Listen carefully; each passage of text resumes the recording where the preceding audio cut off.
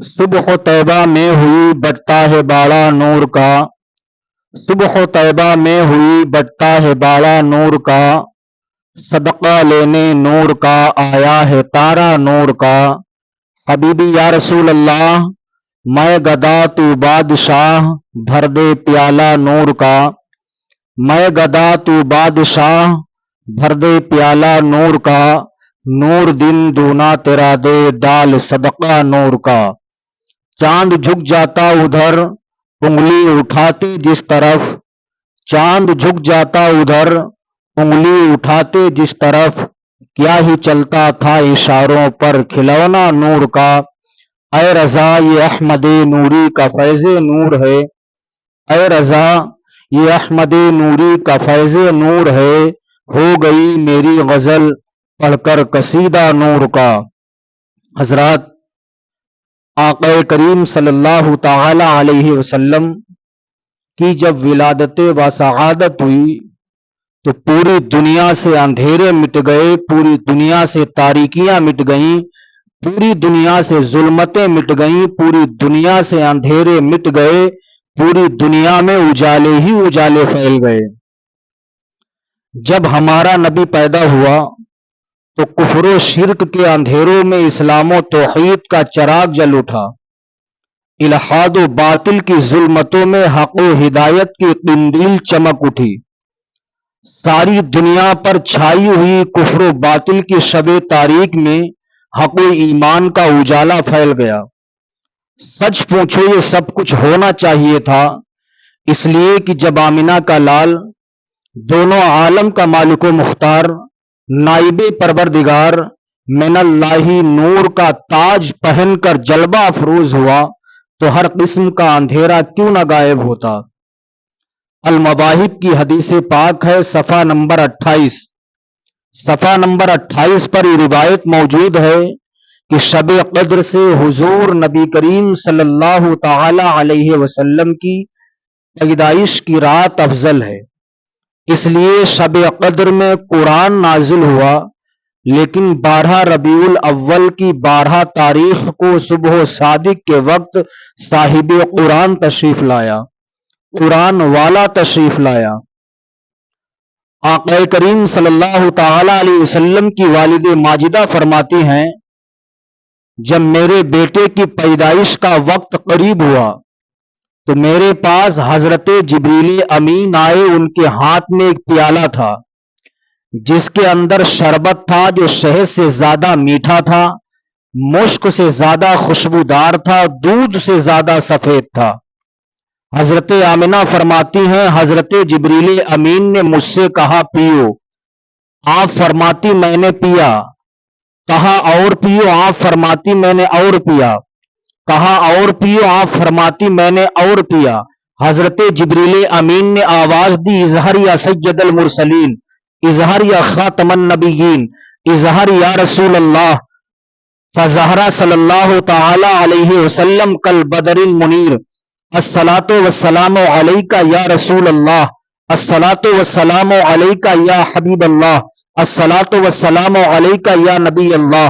حضرت جبریل امین کے ان الفاظوں کا مطلب یہ تھا، یا رسول اللہ اب تشریف فرما ہو بھی جائیے، یا رسول اللہ اب آ بھی جائیے، یا رسول اللہ اب جلوہ افروز ہو بھی جائیے، چراغ طور جلاؤ بڑا اندھیرا ہے، نقاب رخ سے اٹھاؤ بڑا اندھیرا ہے۔ نزہۃ المجالس کی حدیث پاک ہے، جلد نمبر 2 ہے، صفحہ نمبر 98، صفحہ نمبر 98 پر روایت موجود ہے، حضرت عبد المطلب فرماتے ہیں انا اطوف بالکعبۃ تلک لیلہ۔ حضرت عبد المطلب فرماتے ہیں جب رسول اللہ کی پیدائش کا وقت قریب ہوا، میں خانہ کعبہ کا طواف کر رہا تھا، میں نے دیکھا کہ اچانک خانہ کعبہ آمنہ کے گھر کی طرف جھک گیا۔ عبد المطلب فرماتے میں نے دیکھا کہ خانہ کعبہ آمنہ کے گھر کی طرف جھک گیا، کعبہ کے اندر جو حبل نامی بڑا بت تھا اس کے اندر سے آواز آتی ہے، الا وقد ولد النبی آخر الزمان، خبردار آخری نبی پیدا ہو گیا ہے، وَنَوَّرَ نُورُهُ إِلَى الْمَشْرِقِ وَالْمَغْرِبِ، उसी का नूर मशरिक और मगरिब तक फैल गया है। हजरत अब्दुल मुत्तलिब फरमाते हैं, जब मैंने ये ईमान अफरोज अल्फाज सुने, मैं सुनकर के फौरन आमिना के घर की तरफ रवाना हुआ तो मैंने किसी कहने वाले को कहते हुए सुना, कोई कह रहा था, खबरदार कोई अंदर नहीं आ सकता है जब तक कि अल्लाह के फरिश्ते जियारत ना कर लें। निदा आई, दरीचे खोल दो, ऐवान कुदरत के नजारे खुद करेगी आज कुदरत, शान कुदरत की। आक़ा करीम सल्लल्लाहु ताला अलैहि वसल्लम की पैदाइश हुई, आम मख्तून शुदा पैदा हुए, खतना किए हुए पैदा हुए। आक़ा करीम सल्लल्लाहु अलैहि वसल्लम की विलादत व शहादत हुई, सारी दुनिया से अंधेरे मिट गए, पूरी दुनिया में उजाले ही उजाले फैल गए। हजरात, उस वक्त शुरफाए अरब का यह दस्तूर था, अगर किसी के घर पे लड़के का जन्म होता था वो देहात में भेज दिया करते थे, क्योंकि देहात की आबो हवा के जरिए से बच्चे की सेहत सही रहती है। हजरत हलीमा सादिया कहती हैं, हमारे गांव की बहुत सी औरतें बच्चों की तलाश में घर से निकली, कोई बच्चा लेकर के आया जाए और कुछ उजरत मिल जाए। हजरत हलीमा सादिया कहती हैं, मुफलिसी का आलम था, सारे काफिले वाले जब चलने लगे, हलीमा सादिया कहती, मैं भी बच्चे की तलाश में निकली।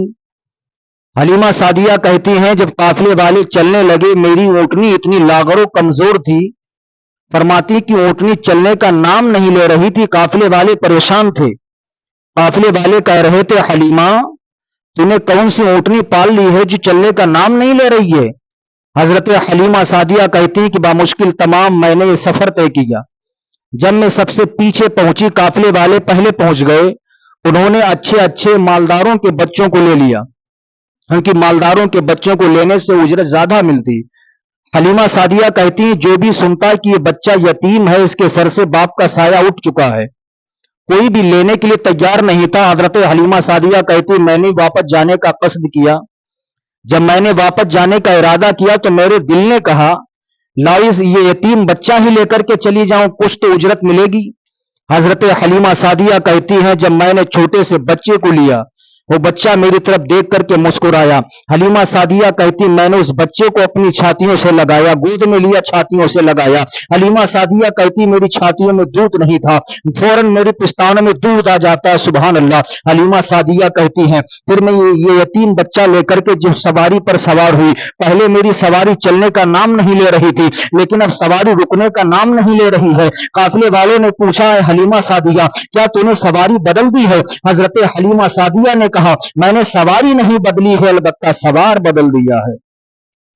आक़ा करीम सल्लल्लाहु अलैहि वसल्लम को लेकर के हजरत हलीमा सादिया अपने घर पहुंची।